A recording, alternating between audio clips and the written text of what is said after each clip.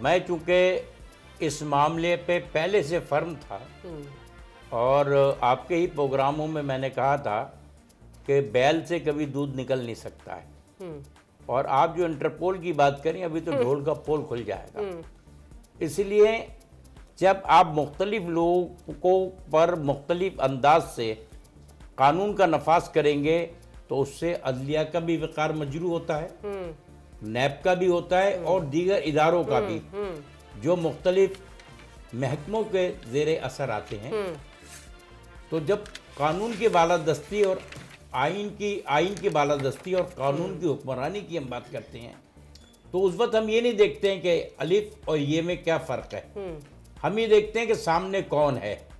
اور ہمارے جج صاحبان یہاں پہ الف یا یہ میں آپ فرق کر رہے ہیں، یا آپ دیکھ رہے ہیں سامنے کون ہے؟ سامنے والا طاقتور ہے تو اس کے لیے اور قانون ہے، اور سامنے والا اگر مجھ جیسا ہے تو اس کے لیے اور قانون۔ میں یہی کہنے جا رہا تھا، میں یہی کہہ رہا ہوں، میں اب تک غلط فہمی کا شکار تھا، اور اب میری آنکھیں کھلتی جا رہی ہیں، اور میں یہ سوچ رہا ہوں کہ میں نے جس پیشے کا تعین کیا ہے اس پیشے میں اگر دیانتداری سے کام کرو گے تو آپ کا کوئی مطمع نظر سامنے نہیں آئے گا، لیکن اگر آپ اسی طریقے سے توڑ موڑ کر مینوپولیشن کر کے پرجریز کر کے فورجریز کر کے آپ اپنے کلائنٹ کی مدد کریں گے تو آپ کو دنیا میں بھی تمام مراد مل جائیں گی،